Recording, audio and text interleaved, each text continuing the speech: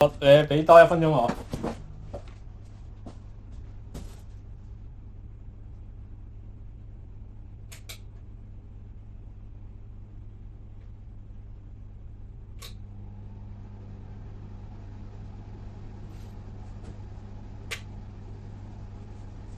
應該係有得教喎，原來真係咁叻嘅大家，點解大家會知㗎？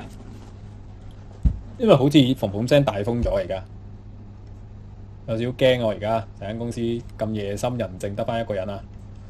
好啊，翻返嚟先。唉，好驚啊！Andy 咧幫我哋修改咗一個完美版本。咁其實之前阿 Kelly 都整過一個俾我哋，但係我整唔見咗啫。但我擺咗喺碌屎度嘅應該。哇，好靚喎！點解嘅？大家可能喺呢度截圖咁樣咯，我唔知點樣俾大家，因為我擺埋落碌屎度咁樣咯，可能係。但係咧好勁喎 Andy，你睇下佢個字都好似喎，整得。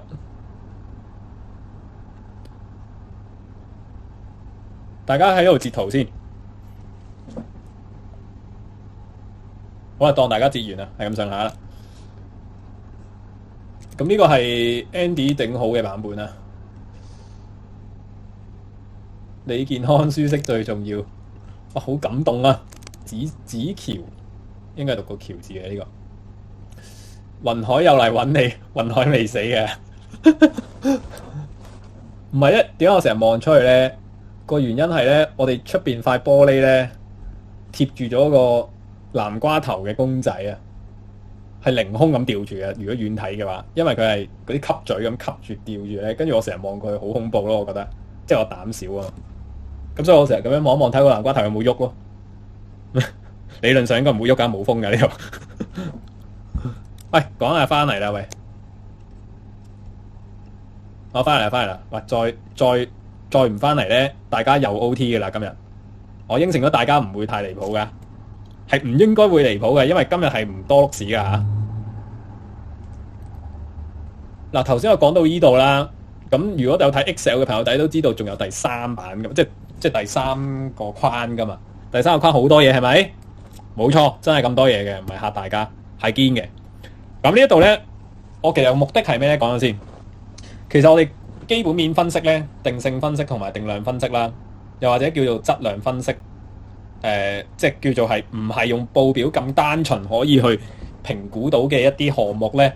咁呢一度我係 list 咗出嚟咧，即係 list 咗幾個角度俾大家啦。最 at list 咁之後嘅時間，我喺個 group 嗰度咧會有一啲叫做補充資料課嘅。咁嗰啲補充資料課咧講嘅就好 in depth 嘅，嗰啲咧識就識，唔識就冇所謂嘅。但係就唔係喺呢個課程入邊嘅。咁因為有一紮嘢我想講咧，我發覺如果我咁樣講出嚟咧，大家會打我嗰種嚟嘅。咁所以我會擺咗喺之後 group 嗰度咧，每個月可能抽一份同大家去講，咁有10零份咁樣啦。咁嗰啲咧就係一啲真係深度思考嘅嘢嚟嘅。而嗰啲深度思考嘅嘢咧冇標準答案嘅，最恐怖係量化唔到嘅，所以我唔可以擺喺呢個課程入邊嘅。咁如果唔係就啲人就會即係俾人打嘅，或者人俾我話德興你教咩啊？即係咁樣嗰啲㗎。咁我亦都唔想破壞咗個氣氛啦。咁所以冇擺入嚟嘅嗰啲嘢。咁但係呢個今日我想講或者想教嘅呢個評分參考表咧，當中嘅嘢其實實質上咧你都係量化唔到嘅，係咪？即係嗰個靚仔幾靚先，10個靚定20個靚啊？你鬼知啊！即係靚仔咯，就係咪？咁呢個好難講噶嘛，係咪？咁但係我希望就係俾一啲類似係指引俾大家咧，起碼俾個角度大家，你 at least 有諗下呢一樣嘢喎，咁嘅意思。咁從而令到大家咧可以立體啲明白到你買緊嗰間公司咧係玩緊啲乜嘢，係好定唔好，好幾多唔好幾多，我答唔到你。但係為咗令到我哋有一個客觀嘅標準咧，我唯有咧強行地咧俾啲分數佢。唯有係咁樣嘅啫，唯有啊！呢個真係咁，所以咧你見到呢度啊，一家公司的好與壞嗱，我希望我自己冇打錯字啦呢度。一家公司嘅好與壞是由多個資質的強弱去決定，而不是幾個單一嘅數據。即係有啲人話咩一個必勝嘅選股 formula 就係咩 ROE 幾多 EPS 幾多，你見到咧我都會有呢啲框俾大家，但係呢啲唔係唯一嚟嘅咁因為咧，你從教學嘅過程入邊咧，我一定要係有啲硬性標準俾大家去做一啲參考同理解同學習嘅。咁但係大家要知道最終嘅目的咧係，我想大家 at least 透過呢啲嘅評分標準去諗過下呢一間公司喺呢一個角度嚟講好定唔好咁嘅意思嘅啫。咁所以咧，呢啲硬性標準咧，你喺日後嘅時間可能睇呢個系統學完之後1年2年咧，你自不然會有一啲經驗啊攞咗出嚟嘅。咁呢個時候咧，你就可以即係叫咩？以無形勝有形啊！即係你就唔需要再用呢啲評分，其實你心裏有數嘅啦，嗰間公司咁嘅意思啊，係嘛？咁心裏有幾多數啊？唔知係嘛？答唔到你。嗰間幾靚仔啊？係1分定2分啊？唔知，答唔到你係嘛？你冇一個好實在嘅數字，但係你知道佢係靚過8兩金嘅，咁即係會唔好得罪咁誒？即係你知道佢係 A 係靚過 B 嘅，從你自己嘅個人觀點嚟講係咪啊？咁樣嘅意思，而你都會知道客觀啲人覺得呢個人係靚啲定係醜樣啲嘅，咁樣即係譬如我咁嘅樣，大家都知道係醜樣噶嘛，咁客觀標準嚟噶嘛，呢個係嘛？咁所以大家會明呢一點嘅，係嘛？即係你 get 到啦嚇，你 get 到。好，咁啊嚟咯喎，咁咧劈頭有3個好簡單啲嘅先啦。咁咧就係評分標準入邊咧，我哋其實好多時候咧，我哋頭先睇嗰啲咩 EPS 啊、咩收入啊、剩啊呢啲咧，其實你獨立咁睇咧係意思不大嘅，即係未去到好好嘅。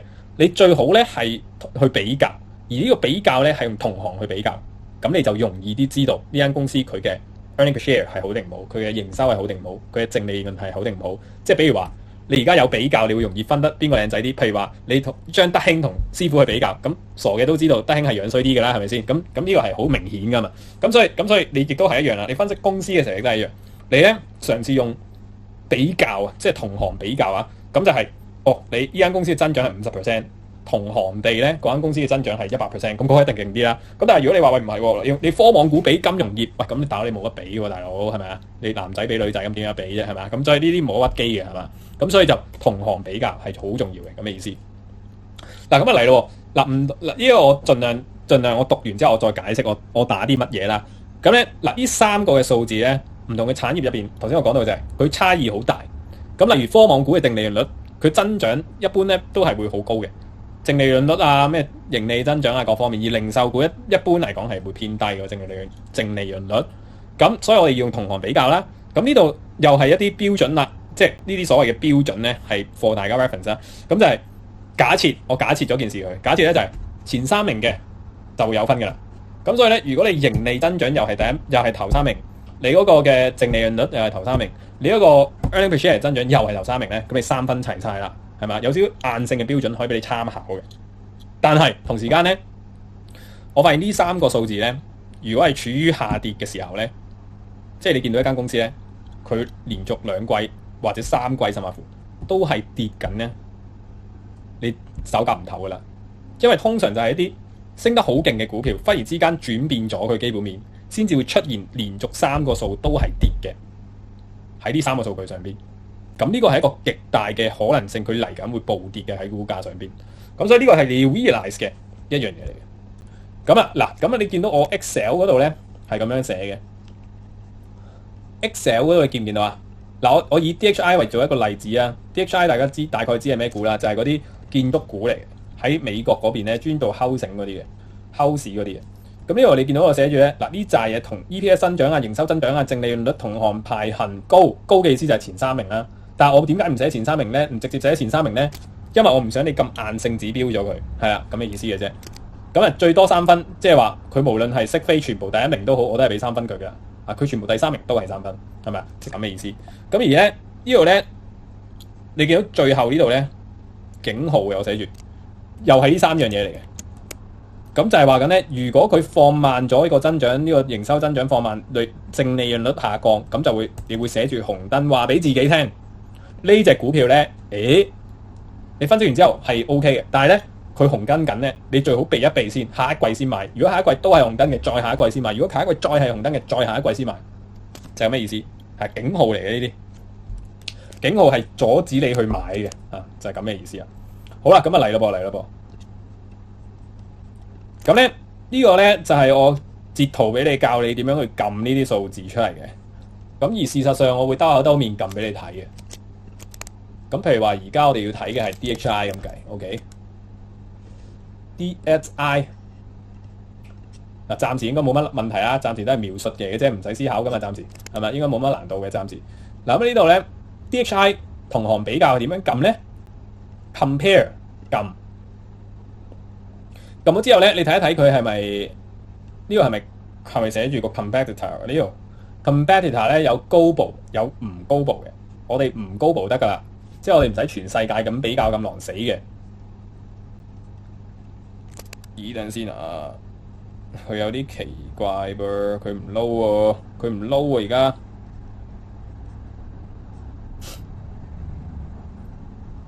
Compare 以為咁奇怪嘅真係。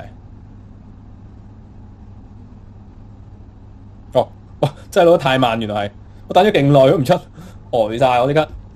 好啦，咁啊去到嚟呢度咧，你其實循例咧最好都睇一睇咧，佢嗰啲股票係咪真係堅係喺呢個板塊？籠統睇一睇得㗎啦，即係簡單嚟講咧，就係譬如話，嗱你碌過去咧，你會見到我頭先要嗰幾個數字嘅。嗱，我要呢幾個數字啊嘛，係咪？我要呢幾個數字啊嘛。Net margin 嗱，中文譯英文啫，純粹係。咁 net margin 嘅3年增長啊，呢個增長啊咁樣。好啊，咁睇翻。咁啊，我哋睇翻 net margin 啦，呢度。咁你撳一下，佢就排俾你㗎啦。咁呢個第一名。咁佢都咁，無論呢啲股票係咪呢個板塊，佢都係第一名㗎啦，係咪先？因為冇人喺佢前邊啊嘛。咁所以呢個時候你可以慳翻少少時間，你唔使知道呢啲股票係咪真係喺呢個板塊，或者係真係呢個股票。因為咧有陣時候 Google 嘅時候有啲柒咗嘅，佢咧會唔小心將一啲唔關事嘅公司咧抌埋落嚟嘅。咁呢個時候你要撳交叉，即係譬如話呢個唔係嘅，咁你撳交叉就 OK 㗎啦，就唔會影響咗你嘅分析㗎啦。咁啊再嚟啦，呢個 growth rate 啦，呢個係講緊係 revenue growth rate 啊嘛。咁呢個你撳翻又係第一名，咁唔使爭議係咪呢啲係咪同一個板塊？因為佢一定係第一名㗎啦，係嘛？咁啊 EPS 啊 ，EPS 呢一度咧，你見到係 NRI 嚟嘅，就唔係 basic 嚟嘅。如果你冇我咁懶嘅話咧，你最好都打翻個 basic 嘅出嚟，即係你呢一度加翻個 basic 嘅。但係因為點解我唔打咧？因為我懶啫，因為我知道咧唔 basic 咧，佢排第一都係會第一㗎啦。咁所以我走咗呢個位咁解嘅啫。咁如果你喂唔係喎，都真係想排一排喎，咁你都要打翻。OK 3 years， 即係你冇嗰啲數字，你喺呢度加入去咁解嘅啫。咁例如呢個係 3 year 嘅冇 S 啊嘅呢個 EPS basic 3 year， 因為佢冇 basic 喎，原來真係咁唔緊要啦，冇 basic 咁算啦，係其實一樣嘅啫。其實你會得到個結果係一樣嘅啫，因為排序嚟嘅呢個只係唔係攞嚟計數嘅，所以你唔需要 exactly 嗰個數字嘅，你知道佢排名係第一就得㗎啦。咁 OK 啦，咁排晒第一，咁即係呢個第三啊 ，sorry， 呢個第三嚟嘅。咁你知道咧第三名，我頭先個數喺邊？咁翻呢度先係啦。第三名其實佢同第二名唔差得遠嘅，佢同第一名亦都唔係差得好遠嘅，咁所以還 OK 嘅，還 OK 啦。咁因為頭三名你都會俾分佢啦，咁所以都係一樣嘅，即係結論係一樣嘅，結論佢係 OK 嘅，結論佢係 OK 嘅，咁所以 DHI 係 OK 嘅。富途牛嘅 Window 同 Mac 界面可能有唔同，認同，謎底已破。我嘅位置係同你唔同，我喺報價旁邊的分析睇報表。明白。咁呢個唔該晒啊 ，Albert 教咗大家啦。原來 Window 版咧係要係喺報價嗰個位嗰度咧撳分析，跟住先睇到報表嘅，有少少唔同嘅嚇。手機咁屈機，唔好用手機睇啦，咁細。手機富途指標有，其實得嘅，不過我唔習慣用手機做分析嘅，因為真係太細粒啊，即係你咁樣睇好難睇咯，我覺得。不過有都 OK 嘅，冇乜所謂啦。因為大家唔需要睇住個股價去做嘅，事實上你淨係睇個報表就 OK 嘅。咁我只不過教學上嚟講，有個股價俾我 show 住嚟睇，好似靚仔啲啫。頭先講到邊啊？DHI 係 OK， 係啦。咁嗱，咁呢度我哋要睇埋個警訊喎 ，OK？ 因為咧，你頭先係留意到咧，佢30年嗰份報表，撳翻30年嘅報表俾大家睇先。其實咧，佢咧呢幾個數字咧，譬如 EPS 嘅增長啦，你見到呢度最尾嗰幾季，佢係2.79、4.7、4.7，勉強有少少下跌，就最新嗰季係下跌咗嘅。咁所以咧，佢係大幅下跌嘅，因為佢真係大幅啊，4.7變2.7啦，而家係。咁仲有嘅就係嗰個嘅revenue 啦 ，revenue 唔係喎，其實呢度都有喎，唔使咁煩。唔係冇啊，呢個10年嚟嘅。呢度有，呢度有 ，sorry。季度，冇啊 annual 嚟嘅，冇得偷懶，點都要撳，唔緊要啦，咁撳多幾個掣啫。咁呢度27變20，咁即係減咗咯，減咗係恐怖㗎。咁淨個 net margin 呢度16變13，即係話呢個仲恐怖，即係講緊佢 revenue 係跌，你唔好以為佢減價促銷喎，唔係 sorry，佢個淨利潤係跌，你唔好以為佢減價促銷喎，佢 revenue 都跌喎，咁即係佢係處於一個行業嘅逆境都唔出奇喎。咁呢個的而且確係嘅，咁因為建築業而家係逆境嘅，喺外國嚟講，喺美國嚟講，所以基於呢個邏輯底下咧，其實佢3個數字都係響警號嘅，所以基於呢個結果底下咧，你其實係唔使諗佢嘅，起碼喺呢一季係唔使諗佢嘅，得唔得？紅燈，幾多個紅燈先唔使諗佢啊？2個啦，at least可能係。咁呢個係有走彈嘅。咁如果佢政策好勁，你又嚟緊 price 先咗，預估佢好好嘅，咁1個紅燈都可以照買。咁但係而家3個紅燈你唔使諗啦，即係冇得傾㗎呢啲，點都係下一季先再睇㗎啦。其實佢評分係幾高嘅，你見到佢總分9分嘅，但係因為佢3個紅燈，加上仲要唔啱經濟週期添，因為美股冇樣啱經濟週期㗎嘛，所以其實係唔使買。暫時呢一季。好啦，咁頭先評分評咗3分，咁呢個我哋接下來就要講呢樣嘢啦，預期呢樣嘢。我諗今日係 overrun 嘅啦，唔好意思啊，即係可能都要多半個鐘啊，唔係講笑。咁我呢度 list 咗俾大家啦，純粹係頭先 cap 咗啲圖，等大家唔使揾得咁辛苦嘅啫。咁跌，係啊，咁啊所以不能唔買嘅。咁啊好啦，第4點啦，預期 versus 真實。咁咧呢個好簡單嘅啫。呢個好簡單嘅邏輯就係當勝預期嘅時候就會有驚喜，股價向上升；順預期嘅時候就會有不驚喜，跌眼鏡，咁啊會跌。咁呢個好簡單嘅邏輯啦，唔使點樣去解釋啦，我相信。咁但係點樣撳出嚟嘅咧？咁其實咧，我淨係可以教大家 MacBook 版啦，當然。咁咧又係呢個啦，你喺個齒輪嗰度咧剔翻呢個財報預期啦、預測啦、財報預測啦。咁啊碌呢度咧，你就會見到有個呢度。有個線喺度嘅，我要撳翻係呢個嘅 DXY。其實唔一定要用呢個嘅，你 Morningstar 都有嘅。咁但係自己中意啦。咁但求方便啦呢啲。Bloomberg 當然都有啦。咁因為你見到咧，我嘅要求係咩咧？我要求係最少看近3季超預期的表現。咁其實比分嗰家嘢咧，你呢3季有1季就1分，2季就2分，3季就3分。咁呢個好簡單啦，1季、2季。嗱，藍色線係真實，紅色線係預期。咁呢度2季勝預期，1季順預期，咁咪2分咯。咁就係咁樣啫。咁好簡單，呢個唔使話太多思考啦，呢個好容易啊。係啦。咁呢一度咧，仲有一個 advanced 啲嘅考慮嘅，就係咧，如果你本身係好熟呢一行嘅話咧，其實你有機會會 price 先知道佢嚟緊嗰個業績係會勝預期嘅。咁呢個時候咧，你就可以偷先人一步咧，加多佢1分嘅。但係咧，呢個要求係非常之高。通常係因為你做嗰行，你就容易啲，因為你知道啲分析師都係好流嘅啫。佢哋咧唔係真係做嗰行，但係佢哋嘗試去分析嗰行嘅嘢，所以咧你係會準過佢哋。即係譬如話，如果你本身係做呢個，你直喺嗰度做嘅 DHI 度做嘅，咁你一定知啦，大佬你肯定準過佢哋啦。咁呢個時候你可以 price 先咗嘅，或者你唔係你就係喺你個競爭對手就係 DHI，咁你大概知噶嘛，呢啲嘢係嘛？咁所以就呢啲位係會可以有少少加分位，就係睇你熟唔熟嗰行嘅啫。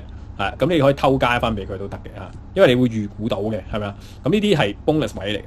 咁當然啦，我哋即係譬如我咁樣嘅，咁雖然我都係做過下建築，但係我唔會估到嘅，咁所以我咪放棄咯，係咪？咁我咪唔搞啲咁嘅嘢咯。如果俾我亂估，我都會亂估嘅。咁呢個我覺得會勝預期嘅。我老實講，咁因為嚟緊唔係喎，未喎，應該再下一季先會勝預期，嚟緊一季都未必會。不過唔使強行去估啊，即係我頭先係亂估嘅啫嘛，係嘛？咁所以唔需要嘅，真係唔需要。你冇就冇咯，冇就2分咯，係嘛？就咁簡單。咁所以我 Excel 嗰度啦，就係俾2分啦，就係咁嚟嘅，個2分係咁嚟嘅。好啦，咁啊產品與服務，俾大家偷睇咗點，收翻埋先。產品與服務呢一度咧，考慮幾點嘅？有4個評分點，但係咧你攞到3分都係滿分㗎啦，冇得4分嘅。OK。咁呢度咧比較複雜嘅。你要了解嗰間公司咧個產品與服務咧係咪做得好咧？呢個係一個非常困難嘅嘢嚟嘅。咁但係咧，我哋嘗試咧俾大家一啲輕鬆啲嘅切入點咁解嘅啫。咁你可以點樣去研究出嚟咧？其實通常我會點做咧？通常我就會咧打嗰間公司，跟住打研究報告或者英文啦。咁你就會有機會揾到一啲研究報告。你睇完之後覺得 make sense 就可以信佢噶啦。咁呢個時候問題就係話咧，你如果每隻股票都睇研究報告咧，你會嘔血嘅，真心嘔血嘅。因為你睇研究報告你都唔係睇一份噶嘛，你睇好多份噶嘛。咁呢個時候咧，嗱，我認真認為啲研究報告係真係有用嘅，係啦，言之成理嘅好多嘅，咁係值得去睇嘅。問題係你有冇咁多時間去睇嘅啫，係嘛？你冇咁多時間去睇嘅，咁你咪將呢一個部分簡化咗佢咯。你有咁多時間去睇嘅，你咪真係踏踏實實去頂做咯，即都可以咁樣去處理。咁啊，點樣去唔認真去睇咧？嗱，子行業市佔比真係要大先啦，呢個 at least 都要前3名啦。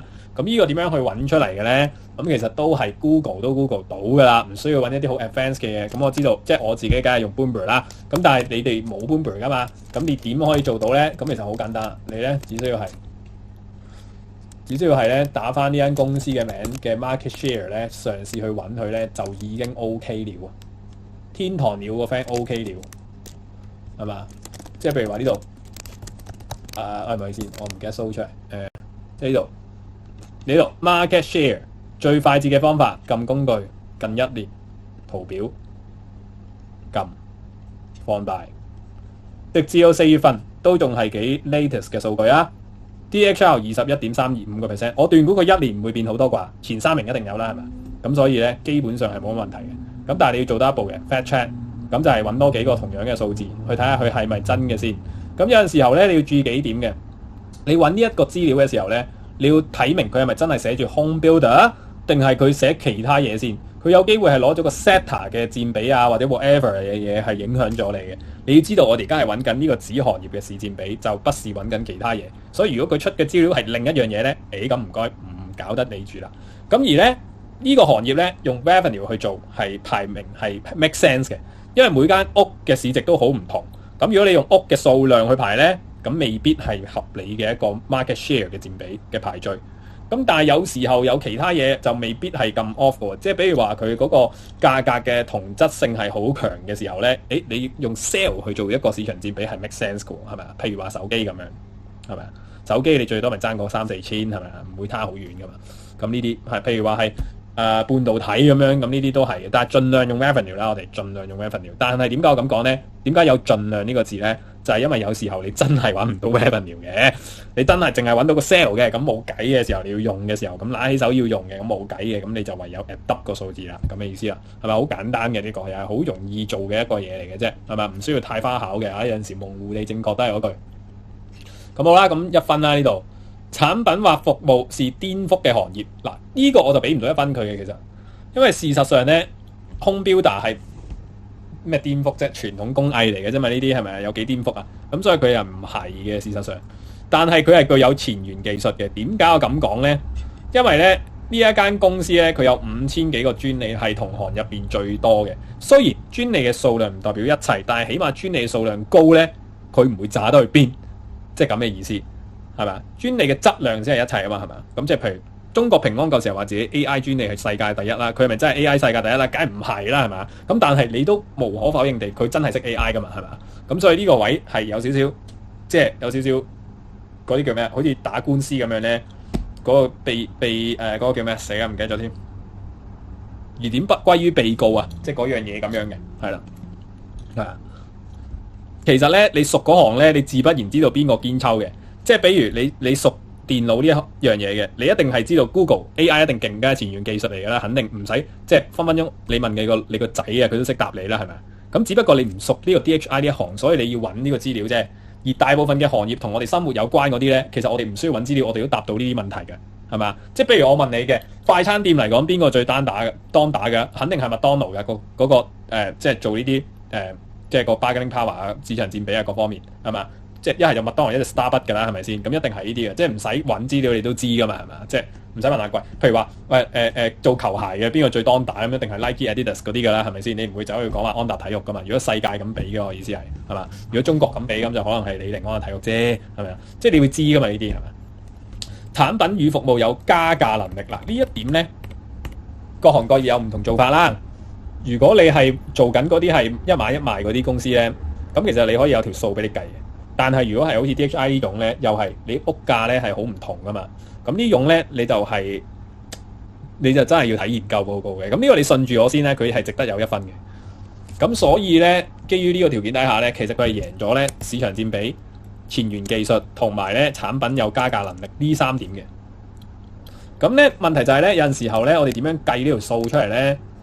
咁有陣時有啲銷售類型嘅公司，例如係汽車行業咁樣計啊，咁啊真係有得計嘅。電話亦都有得計啦，電話行業即係真係一買一賣啊嘛，呢啲就有得計。點樣計啊？就要 back to 呢個101 economy 啦。其實大家大學嘅時候相信讀過㗎啦，呢一節課就係用嗰個 Q 同埋嗰個 price 去做嘅啫。即係呢個我諗係大一嗰陣時教啊嘛，好似大一 finance 我唔係好記得 exactly 幾時教啦，但係我記得大學係讀過嘅。咁我只不過用咗同一個 concept 嘅啫。咁呢度你見到咧，你個碌屎上邊有一個叫加價能力表計算嘅。咁我 twist 咗少少嘢嘅，但係個 theory 係一樣嘅。OK， 嗱咁我呢度用一個例子嚟做咧，就係比亞迪同埋呢個嘅 Tesla。嗱，我唔計之前，你其實已經知道 Tesla 一定係勁過比亞迪㗎啦，喺加價嘅能力上邊嚟睇，係咪先？一定㗎啦，你唔使計㗎。但係為咗俾你心安理得啲，咁我都計俾你睇啦。咁其實好容易啊，你攞咗比亞迪同埋 Tesla 佢嘅每年銷量同埋毛利率，攞呢樣嘅數 plot 成一個直線圖，即係線圖。咁你用我呢個表去 plot，你就唔使咁牙煙啦。因為如果唔係，我驚你喐咗啲嘢，跟住亂咁整一啲唔係路嘅嘢出嚟啊。即係簡單嚟講啊，你係輸入呢兩個數字嘅咋。2020年呢個都要嘅，咁呢個係年份啫。我冇打年份，即係 get 到啦。2020你一定知道唔係一個數，唔係一個銷量嚟㗎啦。咁呢度你見到咧就係嗱呢個單位咧，我唔應該打上嚟嘅，其實因為每個公司都唔同嘅，事實上啊。不過 anyways 啊，你 get 到就算㗎呢啲。呢個單位咧，你只需要 make sure 咧，你 compare with 呢個人係一樣嘅單位就得㗎，所以唔一定萬嘅，可以係8萬嘅。但係你呢個 Tesla 用8萬嘅時候，你呢個比亞迪你唔可以用10萬啦，你同一個單位啦 ，OK。咁你呢個數學邏輯好簡單啫。咁你毛利率就一定係 percentage 嚟單位㗎啦，唔使諗㗎啦。咁你打晒之後咧，其實你會發現咧，比亞迪係呢條線 ，Tesla 係呢條線。咁即係話咧，其實比亞迪咧，佢嗰個銷量嘅佢嗰個 sorry 呢個25係啦，佢個毛利下降咧係促使到佢個呢度先調轉咗，佢個銷量上升咧係要用毛利下降去引致出嚟嘅。但係 out of 即係你如果比較翻呢個 Tesla 咧，佢個銷量上升同期佢個毛利係上升嘅，即係話咩啊？即係話人哋咧增加銷量嘅同時，佢可以提升個毛利率，即係其實佢一邊加價，一邊越嚟越好賣，或者咁講啦，佢一邊加價，但係佢嗰個銷量咧係不太受影響嘅。但係比亞迪係咧，佢一邊減價一邊推銷量嘅。咁你話邊個加價能力勁啲啦？唔使問阿貴啦，係咪？一目了然啦，係咪？一目了然咗啦。咁呢個係好簡單嘅 concept，大家可以運用呢個 Excel 表去計就 OK 噶啦，係咪好簡單咧？一下子覺得哇，原來都係咁簡單嘅啫，係啦，冇錯，真係咁簡單。有陣時啲嘢唔使諗得太複雜嘅，所以係嘛，其實好 make sense 係咪？你知道嗰間公司佢銷量越高，但係毛利反而升喎，咁佢肯定係嗰個產品係有競爭力先會做到呢件事出嚟噶嘛，係咪先？你如果唔係嘅話，唔會咁樣做。咁其實你可以比較嘅，甚至乎。係嘛？因為我頭先有斜率俾你噶嘛，我俾咗條 equation 你噶嘛，我係會 plot 埋條 equation 俾你噶嘛。嗰條 equation 咧係 Excel plot 嘅，就唔係我 plot 嘅。咁我係教出嚟嘅啫。你見到呢度 y 等於-1.54加呢個係 y 等於1.5，即係話講緊咧呢個斜率係-1.54，呢個斜率係1.5，就係咁嘅意思嘅啫。咁你要知道啦，斜率越高肯定係越勁抽嘅。即係譬如話你見到有一個係 y 等於5x， 咁個 5x 肯定係勁啲嘅，唔使講，呢啲斜率嚟噶嘛。即係呢個係我哋細個計嗰個方程式嘅時候，你咪有啲咩 2x 加咩 ax 加 2ab 嗰啲 friend 嚟嘅啫嘛，嗰啲嘢一樣道理啊嘛。咁呢個係斜度嚟噶嘛，係嘛？呢個唔係我作出嚟噶，呢個真係數學理論嚟嘅，真係咁樣噶。啊，呢個咁樣，咁呢個負係因為佢懟落去啊嘛，咁咪負啦。OK， 冇 make sense 啊，呢啲好 make sense 啊，數學嘢嚟嘅，真係好簡單啊呢個。咁所以又解決咗啦，咁我哋又邁向一步啦。咁然之後咧，第3樣第幾多樣啊？而家講到，原來我打咗呢啲出嚟俾你睇喎。唔緊要啦，我頭先我唔知啊，咁所以就係啦。好，第6點啊，產品類型啊。嗱，產品類型呢度咧，呢度有少少，其實唔止呢啲角度嘅，但係我真係無謂整咁多項出嚟咧，你嚇驚咗你分析一隻股票分鐘分析10年，咁就唔係太好嘅啫。咁你姑且用住我呢幾點先啊。咁其實產業類型咧係成個產業都一鬼樣嘅啫，即係咧，譬如 DHI 就肯定同 NVR 係同一樣嘅啫。咁你成個產業都係共通嘅，咁只不過你都會去評下分。咁呢度咧就係有3點啦，一就係技術同埋政策門檻高唔高喺呢個產業上邊。點解我要咁樣講咧？因為如果係高嘅話咧，嗱，資本門檻除外啊。因為如果係高嘅話咧，其實佢可以確保到未來嘅競爭者係會少嘅。咁呢個時候佢做生意容易啲嘅。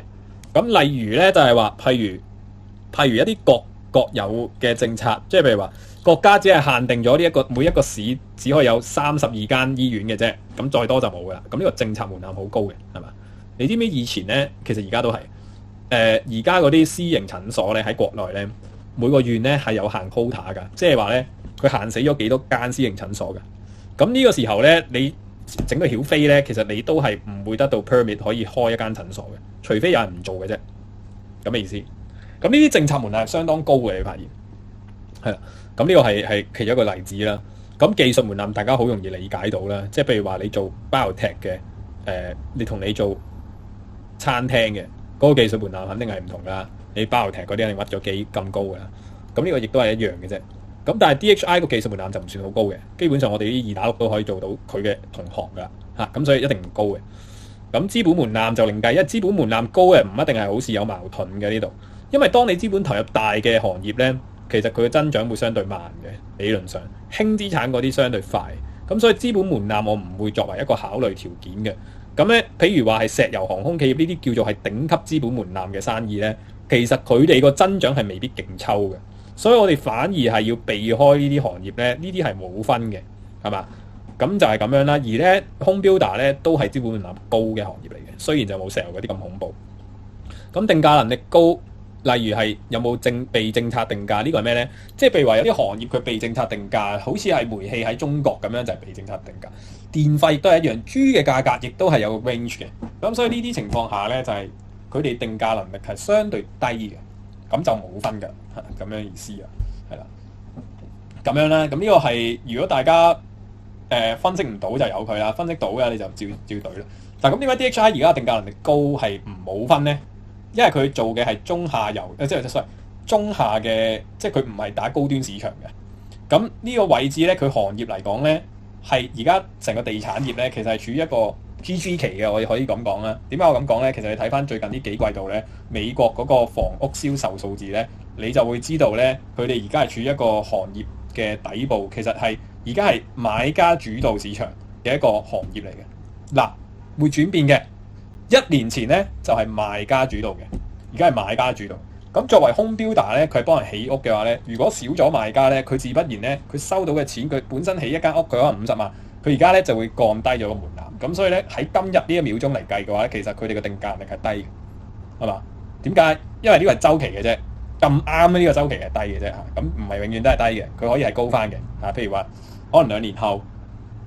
home builder 又係好缺嘅時候，咁咪高翻咯，係咪啊？咁呢個係 up and down 嘅一個情況，唔係一定一竹竿打一船人嘅。咁如果你分析唔到呢契嘢咧，你淨俾0分得㗎，唔好辛苦自己，係啦。咁有陣時咧，你會發現咧，如果你乜都唔識咧，你就個個都0分嘅。咁所以咧，你變咗咧，你評核股票嘅分數咧就唔夠精準嘅。但係你可以照樣買到呢啲股票嘅。點解？因為咧，我哋選出嚟嗰個 list 咧，最後評完分之後咧，0分你都係可以去買嘅。只不過係，當你有更好嘅選擇嘅時候，你就唔會揀嗰隻嘢。但係如果你冇更好嘅選擇嘅時候，其實你都係會買佢嘅。而第二樣就係個佔比嘅問題。當你個倉位嘅佔比係傾向比高啲、比高分嘅股票，就唔係低分嘅股票。所以呢個評分標準唔會影響你 exactly 買唔買嗰隻股票咁大嘅。只不過係個佔比嘅影響，同埋如果你太多選擇嘅時候，你先揀咗頭嗰紮咁解嘅啫，係嘛？所以唔會影響咗你少咗機會嘅，其實係嘛？所以如果你對於呢啲嘅叫做係 3DD 嘅分析系統係覺得有難度嘅話咧，其實你只會令到你喺倉位嘅佔比個調校同埋嗰個選股嘅時候，唔選到 exactly 好精準嘅股票咁解嘅啫。但係你都係照樣會做到你要做嘅嘢嘅，咁所以咧高低之分咧好多時候都係呢個位嘅。咁就唔係喺嗰啲簡單嘢嗰度咩突破買入啊點成啊嗰啲，其實好簡單嗰啲，但反而高難度嘅係呢一度，係高難度係呢一度。而慶幸地高難度唔高難度呢啲位咧，即係呢個高難度嘅位咧，其實唔會太對於你個最後嘅 portfolio 有摧毀性嘅影響嘅，唔會有咁嘅摧毀性影響嘅，係啦，係純粹係賺多賺少嘅問題嘅啫嚇。咁所以你又唔使話去到好迷茫話，德兄你講完成個評分俾我冇一樣嘢想知啊，即係我冇一樣嘢識做啊，係唔緊要嘅，係唔緊要嘅。係啦，即係你都會 survive 到嘅，你要 survive 到嘅，其實係啦。只不過我哋有陣時候即係精益求精啦，叫做係咁，你要想再做好啲，咁你咪要付出多啲咯，即係咁嘅意思嘅啫。第七就係管理層啊，管理層呢樣嘢更加虛無啦。正常我係會點睇嘅咧？正常其實我唔係用呢個測試嘅，正常咧我係會走去 study 咧佢呢個行業嘅名人，即係譬如話呢個行業有幾個人係搶晒朵，一定係做得好嘅。咁咧，佢間公司有呢啲名人咧，我就會覺得佢係勁噶，咁嘅意思嘅。但係咧，你要做到呢一步咧，係十分之咁困難嘅，因為咧你要睇無限個分析報告，除非你不嬲都做開投資，你不嬲都睇住佢哋大嘅，咁嗰啲猛人啦所謂嘅，你先至會有個感覺喺度嘅。即係比如話，我同你講嘅金融行業，巴菲特一定係勁噶啦，係咪？Charlie Munger 一定係勁噶啦。咁如果佢哋組嘅團隊咁唔會差得去邊噶嘛？咁呢個時候你就唔使做任何嘅分析，你都會知道個答案嘅。咁但係問題就係話，你去到一啲唔係咁熟嘅行業，例如 DHI 咁，其實我唔熟嘅。咁所以呢個時候咧，我哋就你當然你最勤力嘅方法就真係去 search 翻呢個行業嘅猛人 ，DHI 個老細係咪咁猛先？佢嘅核心團隊係咪咁猛先？呢啲你係揾到出嚟嘅，唔係難嘢嚟嘅，但係係花時間嘅嘢嚟嘅。OK， 咁如果你做到嘅 perfect， 俾個 good 你非常好。但係如果你做唔到咧，點算好咧？嗱，呢個時候我哋就要運用股神巴菲特嘅智慧啦。咁話說股神巴菲特咧，當然佢係好熟唔同行業嘅猛人啦，咁呢個一定㗎啦。咁但係佢都為咗可能係氹我哋投資者又好，點都好啦。咁佢就設計咗一樣嘢叫做$1測試啊。咁所謂嘅$1測試咧，其實好簡單，佢就係從一個嘅 retained earning 同埋個公司嘅市值嘅增長速度，從而去衡量呢個核心團隊佢哋嘅管理能力係勁定廢嘅。咁呢個係講到好複雜咁啦。theory 嗰啲嘢我唔講太多啦，因為真係要講好耐嘅。咁有興趣大家自己去 Google 下啦。咁其實簡單嚟講就係咩咧？我超級無敵簡單化咗成件事嘅呢個係。咁咧我就用 Tim Cook 嚟做一個例子俾大家睇下，究竟$1測試入邊 Tim Cook 係乜嘢料子啦？嗱，其實大家熟我嘅都知道，我係覺得 Tim Cook 係做得好好嘅。咁呢個係無可厚非嘅。咁點解會咁講咧？德興係咪揸流灘自己亂噏咧？其實就唔係嘅。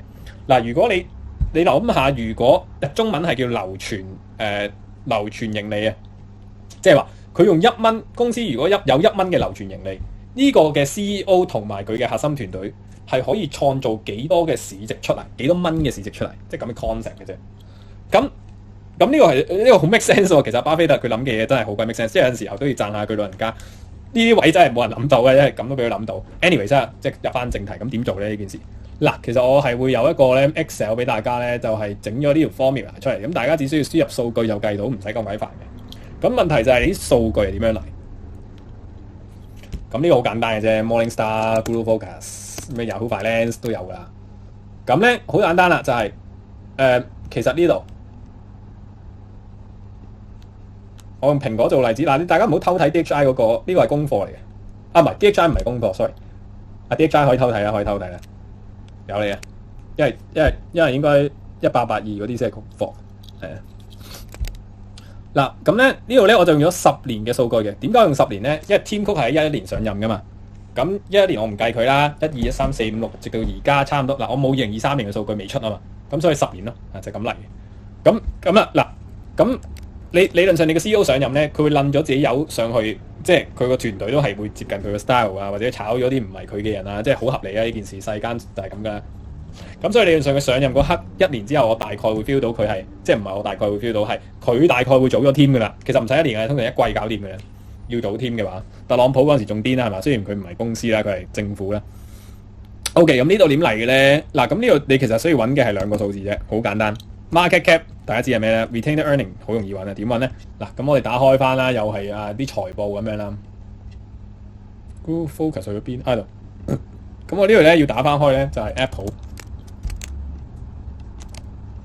咁啊，30年數據輸入翻 Retained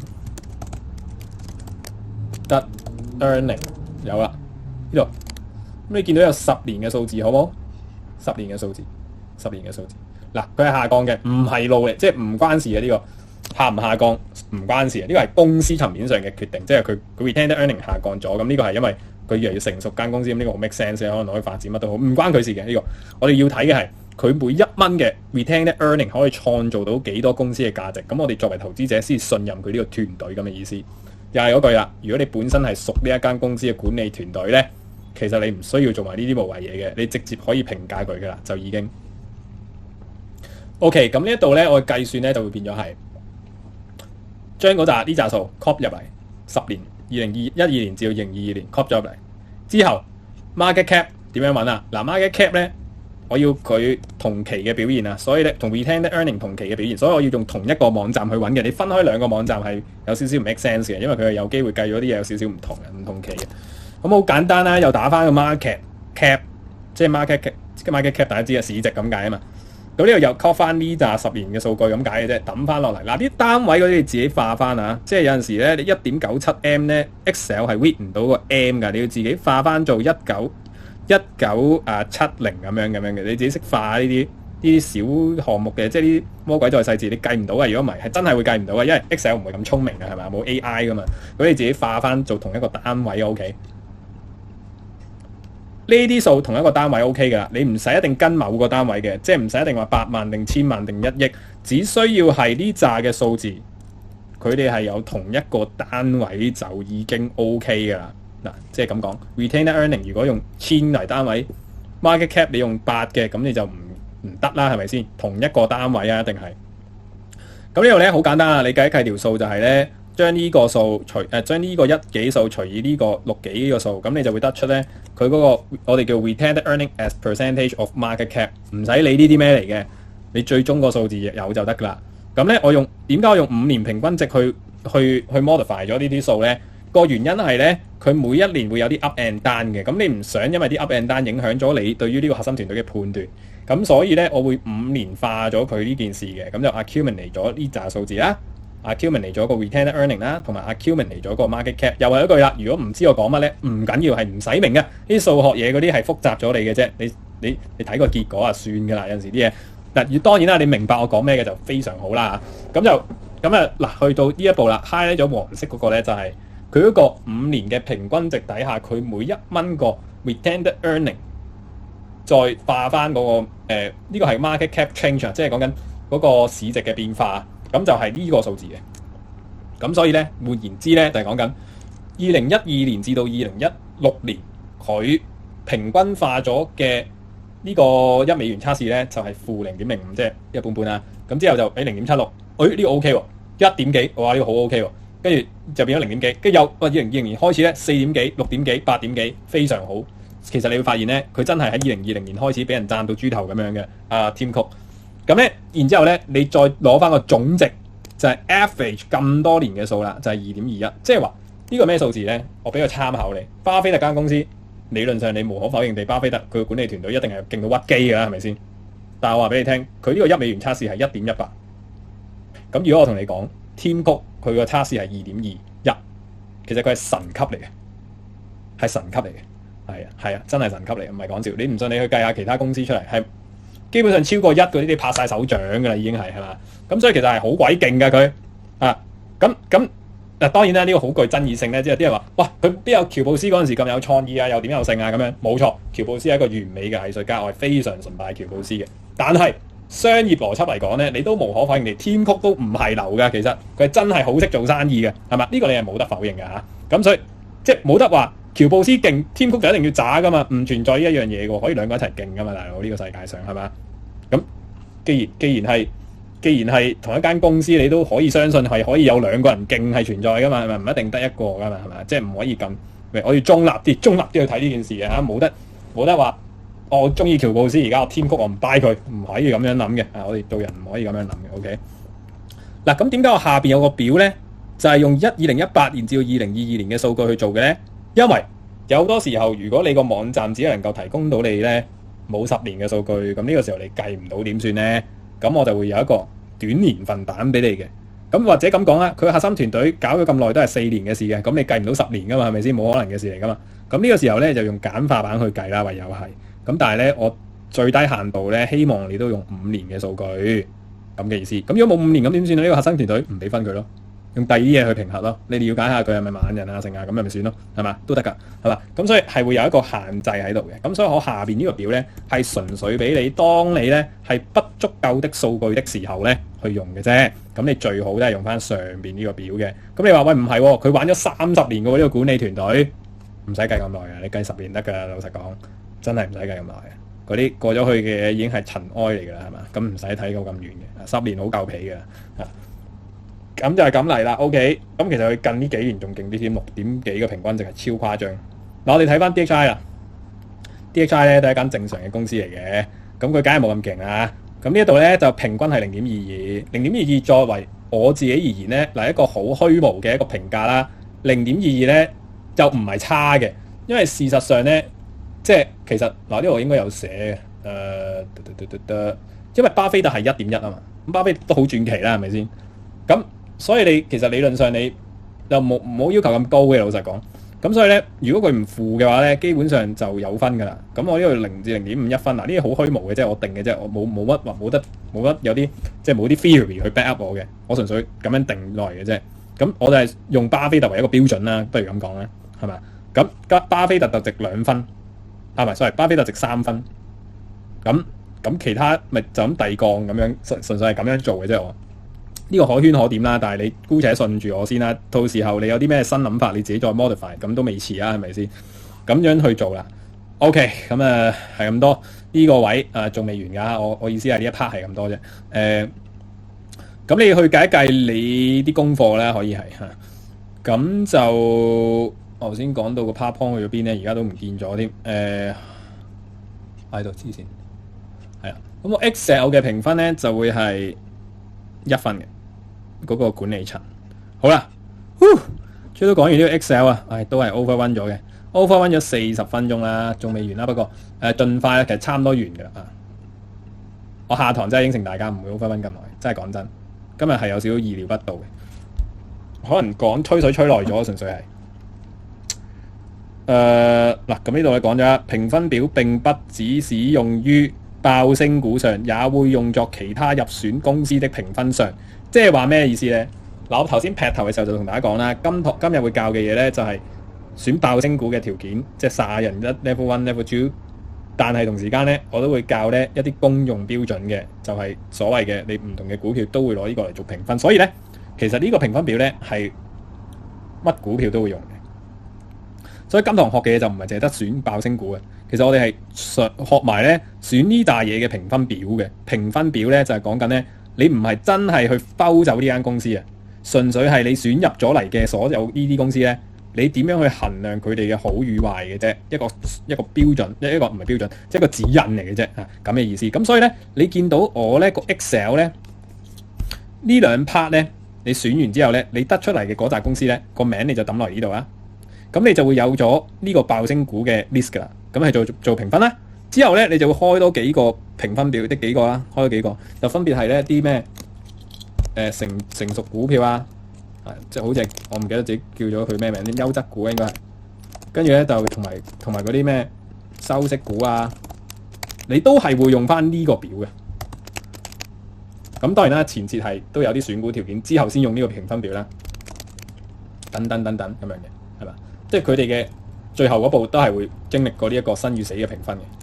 咁所以咧，理論上你最後選晒所有股之後咧，所有唔同類型嘅股之後咧，你就會有幾個呢啲嘅評分表，分別咧係評緊唔同類型嘅證券嘅，得唔得啊？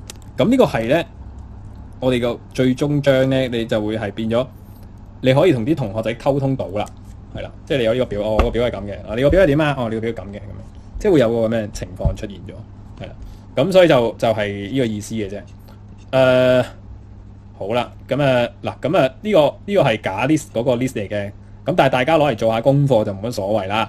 咁所以咧，大家可以用呢個嚟做功課啦。咁亦都可以係嘗試下去做呢幾個 step，第一個 step 啦，第二個 step 啦，第三個 step 啦，可以去做一做。咁咧，你 at least 我覺得 at least 你要做一隻股票係由頭高呼到尾。佢評分佢 pass 唔 pass 冇所謂，因為你 practice 嚟嘅啫。佢唔 pass 你照樣去評分佢，係嘛？但係事實上真正你就唔會嘅，因為真正佢唔 pass 你就已經唔 pass 啦，咁就冇得再評分㗎，因為佢已經死咗啦。咁但係因為 practice 就唔同喎，你 practice 啫嘛，純粹係咁你就去評分下佢，即係 at least 你做一隻啊，咁你可以做2隻，可以做3隻、4隻、5隻都得嘅，冇所謂。你時間多啲咪做4隻咯，時間少啲你咪做1隻咯，再少啲嘅咁咪睇下個碌屎算咯，就唔使做功課啦，算啦，咁樣啦。係嘛？咁我哋睇翻啦，嗱，理論上1、2、3課教嘅已經入晒腦，所以我唔會再 show 喺度再同大家高呼啦。咁第4堂我哋教過嘅咧就係去選個板塊熱度，咁呢個板塊熱度同埋嗰個即係個發展前景嘅行業嘅。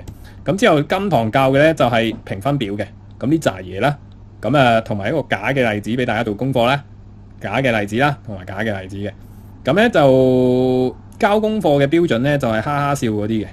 即係咧嗱，你冇得交功課喺事實上，但係你交即係你第日啊喺個 group 嗰度啊，咁你 at least 咧你一定係會 fill up 咗咧呢個表同埋呢個表俾我哋嘅，即係俾同學仔其他同學仔咁，從而等佢哋都可以去跟進下咁嘅意思。咁呢個係我哋溝通模式啫，純粹係。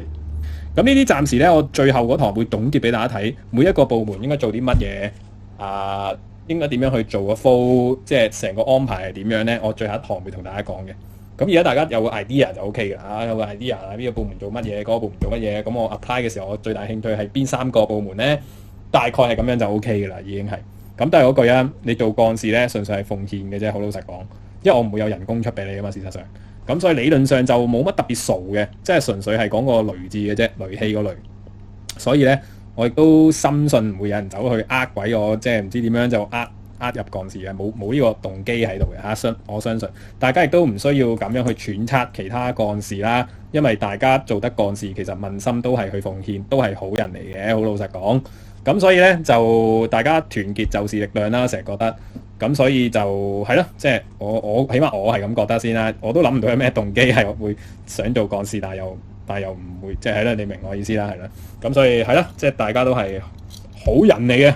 所以就 OK 啦，咁樣嘅意思啦，咁冇咯喎，今日就係咁多啦，我分咗少少咁低啦。咁我接下來我都係答問題嘅啫，所以咧，如果真係要去瞓覺嗰啲係完全冇問題㗎嚇。可否教下我們當初點投資 crypto 啊？點睇 news 啊？同埋 information 啊？可否講下點投資 startup？ 投資 startup 係後期嘅時間我先投資嘅啫，前期我係做 startup 嗰個人嚟嘅。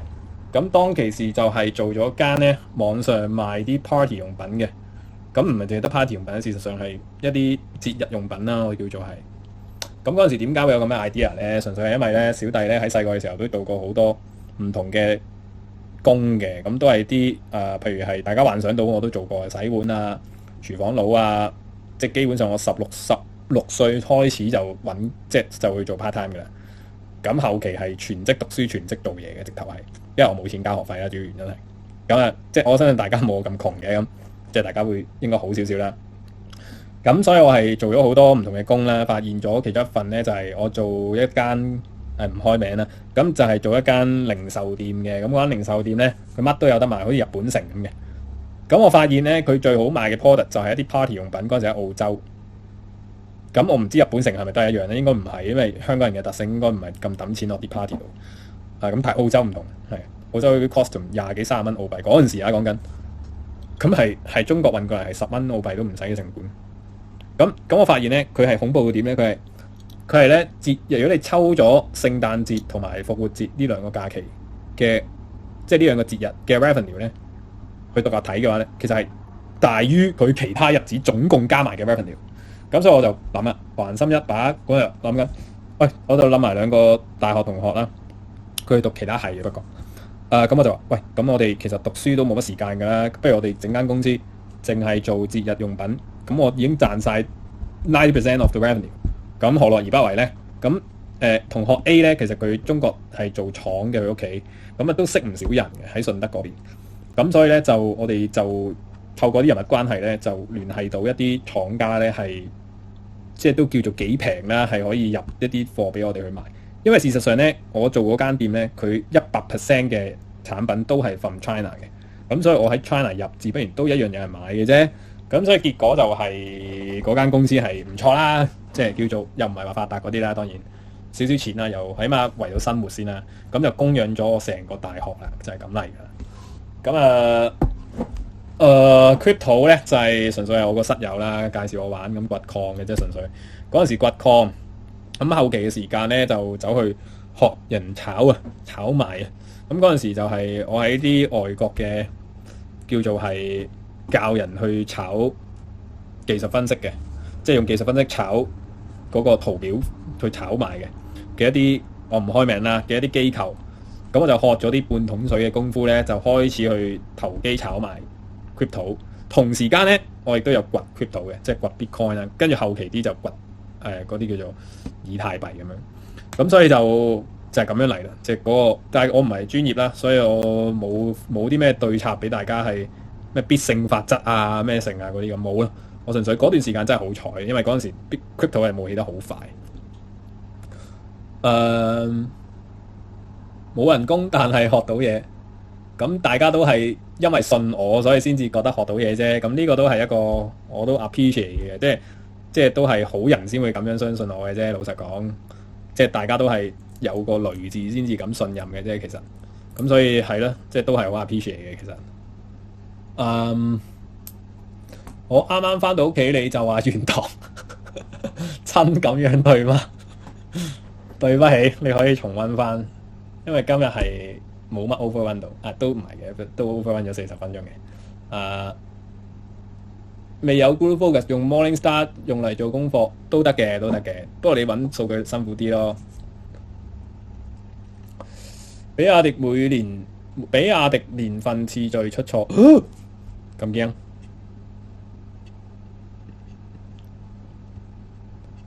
其實唔緊要嘅個年份次序，因為咧你都係用個 quantity 同埋嗰個毛利率去排嘅啫。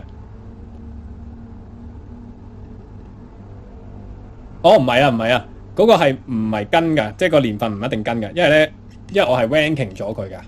即係你知唔知我意思係咩啊？因為我唔 rank 佢咧，佢係係我冇教大家 rank 添。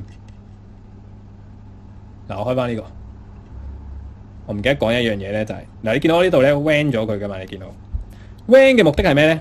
因為如果我唔 rank 佢咧，佢會亂抽咁樣嘅，係嘛？即係佢會亂抽嘅，佢會亂抽嘅。所以咧，我係由我係由小至大咧去排咗個 quantity， 小至大去排咗個 quantity。咁呢個 X 軸咧，先至會由小至大去排嘅，小至大去排。你明唔明我意思啊？咁所以我係 rank 咗佢嘅，所以你見到其實呢個都唔係好跟啊。唔係呢咁啱跟到喎，咁呢個係唔跟嘅。呢個係因為個原因唔係都係跟個年份去排。如果你跟年份去排咧，你會得出啲咁嘅 which 都睇到個結果嘅。即係你如果跟年份去排嘅，咁你個結果係，等我諗下先，個邏輯係 quantity。喂，唔係我排唔到喎，咁樣排冇得排喎，因為你見到呢個 X 軸係跳嚟跳去喎，冇得排喎。其實你唔可以用年份去排，一定用 quantity 去排。撳一下就得㗎，呢個撳一下，咁你就排到嘅。係嘛？即係呢行我係排咗 rank 咗呢行，我係當然啦。理論上一間正常嘅公司，佢每年個銷售增加，所以應該 quantity 一年比一年高至啱嘅。咁但係咁啱比亞迪係2020年嘅 quantity 竟然係同個2017年一樣，咁搞笑啫。係我講漏咗呢個，非常感謝呢位同學仔，因為我真係講漏咗頭先，我唔記得講個 rank 嗰樣嘢。因為你要自己撳嘅呢個 rank，因為你輸入完呢啲數據之後咧，即係譬如你輸入完啦，咁佢係會亂咗噶嘛，係嘛？咁所以呢個時候你要撳一次個 rank，你先有得排到呢條線出嚟噶嚇。如果唔係整唔到嘅，你明唔明啊？所以係真係我講漏咗啊！所以你真係要做呢個 step 嘅。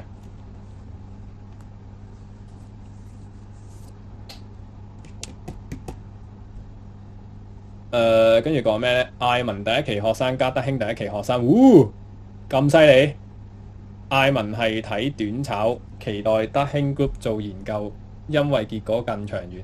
其實我同艾文個 style 非常之咁唔同。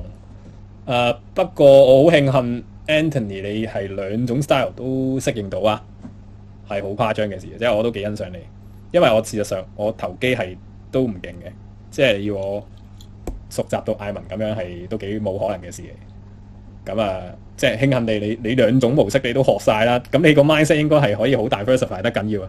即係我同佢嘅 mindset 其實好唔同嘅。咁你學我哋嘅系統最主要原因咧，其實係去即係睇下我哋個 mindset 有冇啲嘢係你啱用啊嘛。實質上，咁你就會成為一個更強嘅你啊嘛。即係透過吸取唔同嘅人，即係我都成日係咁嘅，即係我都吸取唔同嘅人嘅經驗啊，咁去令到自己更強噶嘛。應該係。咁你係可以跨域到咁嘅點咧？艾文同德興咁樣兩個都好唔同嘅人，咁你理論上你係好強咯。即係我係會有興趣吸翻你啲嘢咯。其實講真嘅，你應該如果真係適應到嘅話咧，你應該係幾不得了啊！係啊，即係我會想吸翻你啲嘢咯，我會想喺你度學嘢咯。其實互相學習啦，大家係咪先？哇！原來好多個太熱又係啦，跟住。艾文7月開班，我應該要報。係啊，艾文應該係7月開班啱啊。係艾文好犀利啊，真係佢係即係如果你講話投機嚟講咧，我都諗唔到亞洲有邊個勁過佢。即係我唔知啊，即係我咁講啦，因為我唔係識好多人啦，當然。但係係咯，企咁啊！我想融合兩種風格同技術，兩種都係學習階段。其實你理解到已經係不得了㗎啦，因為通常。理解到我嗰樣分析嘅人咧，通常都係啲數學底嘅人啦，又或者係邏輯底比較重嘅人。同時間艾文都係需要邏輯底嘅，雖然，但係其實係有少少唔同嘅，即係兩類人嚟嘅，其實係。咁所以同一個人理解晒我哋呢兩個 type 嘅人嘅嘢咧，其實應該都唔係咁容易嘅，係啊。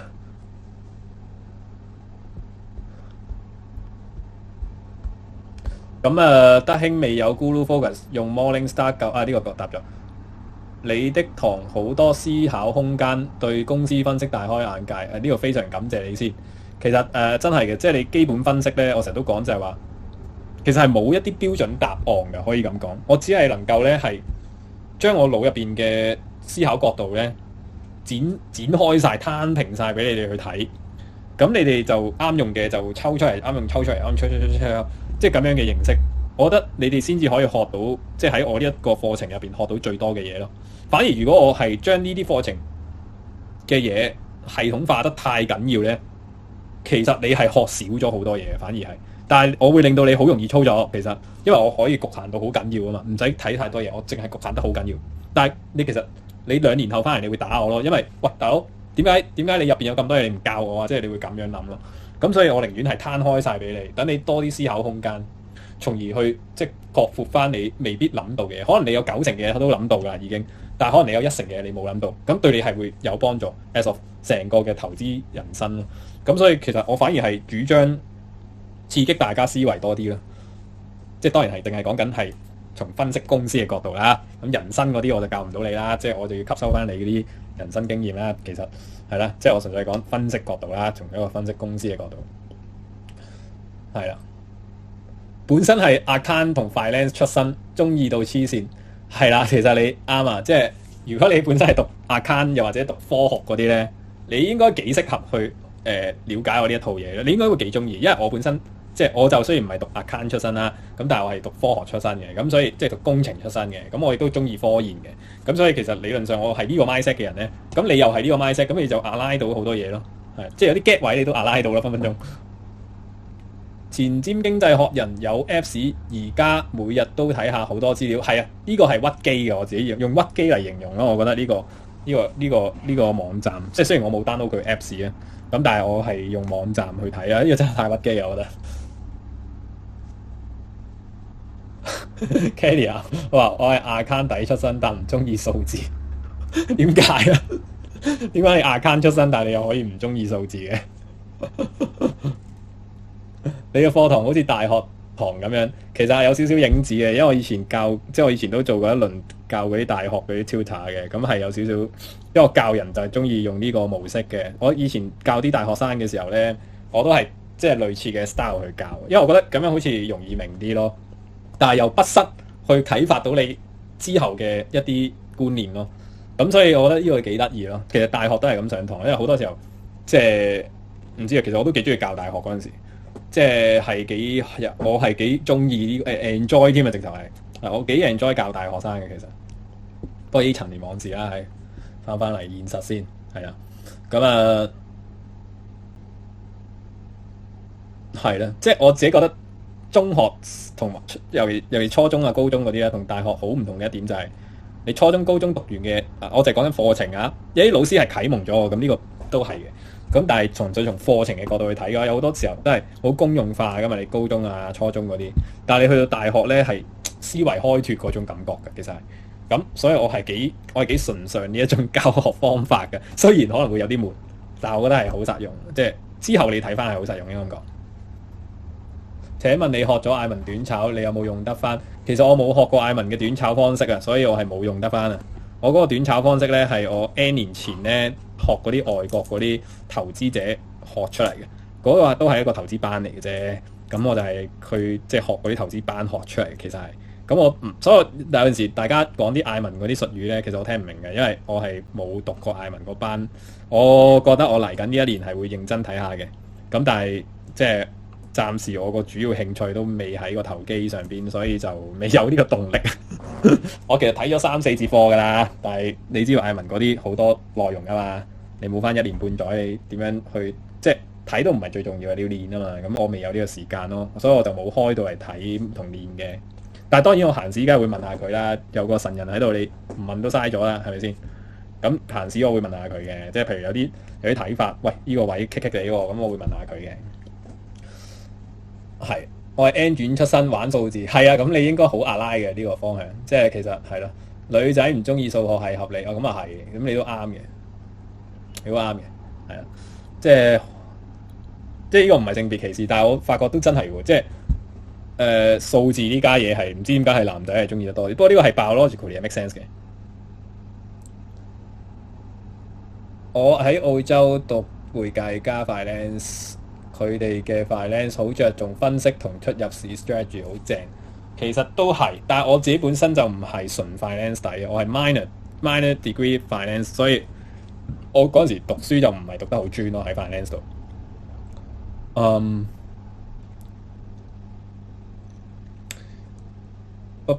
請問買唔買英國債券？可食埋個美元下跌，英鎊回升？謝謝。最近我冇乜留意英國債券添，如果我咁樣答你有啲唔負責任，所以我選擇唔答你。好啦，咁今日都其實差唔多啦。咁今日好成績啦，over 咗1個鐘。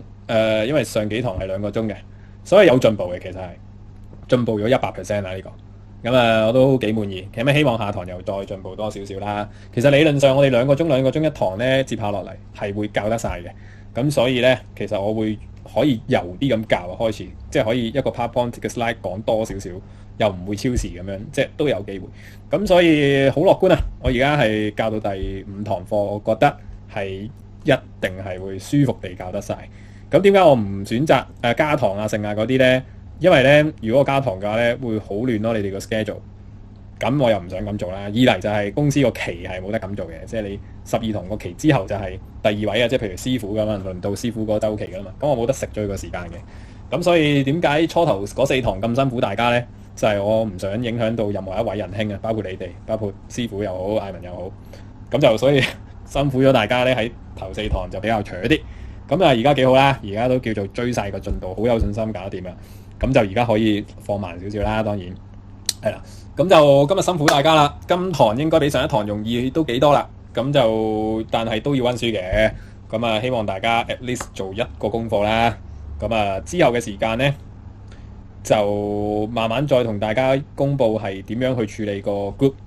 咁個 group 呢，其實我最後一堂會係總結晒呢11堂嘅嘢呢，就再同大家推嗰個 group 嘅營運啊各方面出嚟。咁就務求就喺第12堂嘅時候，令到大家咧超級明白我嚟緊個 group 個分工嘅安排係點樣嘅。